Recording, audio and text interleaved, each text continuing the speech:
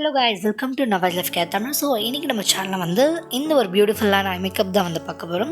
So இது வந்து ஒரு கிளிட்டரி ஐ மேக்கப். இது எல்லாமே நான் அஃபோர்டபுளான ப்ராடக்ட்ஸ் வச்சு தான் வந்து நான் கிரியேட் பண்ணியிருக்கேன்.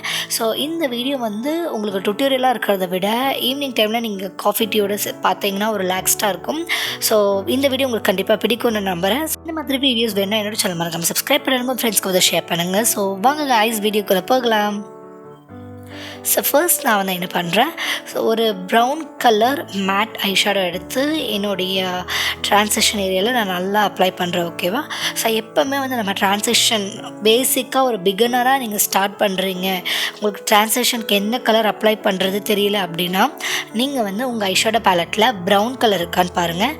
அதுவும் மேட் கலராக இருக்கணும், ஷிம்மராக இருக்கக்கூடாது. ஓகேவா? எப்போவுமே மேட் கலர்ஸ் தான் வந்து நம்ம ட்ரான்சிஷனில் யூஸ் பண்ணணும். அந்த மாதிரி ரொம்ப லைட் கலரில் இருந்தால் ஸ்டார்ட் பண்ணணும்.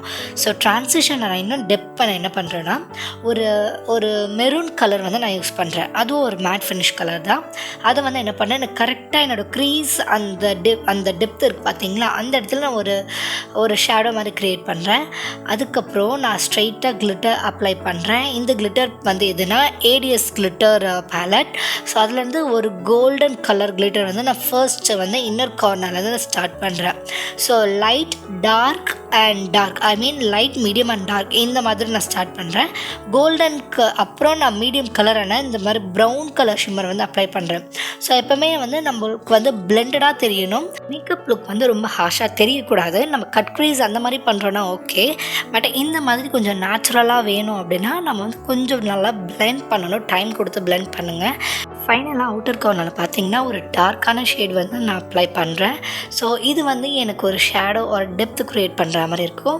நீங்கள் உங்களுடைய ஆல் ஓவர் லிட்டில் வந்து நீங்கள் கிளிட்டர் அப்ளை பண்ணலாம், இல்லைனா வந்து நீங்கள் லாஸ்ட்டாக ஒரு மேட் ஃபினிஷ் கலர் வச்சோ நீங்கள் பண்ணலாம். ஸோ நான் வந்து கிளிட்டர் அப்ளை பண்ணியிருக்கேன். இப்போ பார்த்தீங்கன்னா சன்லைட்டில் எவ்வளோ ஸ்டன்னிங்காக அந்த கிளிட்டர்ஸ் எல்லாம் மின்னு பார்த்தீங்களா.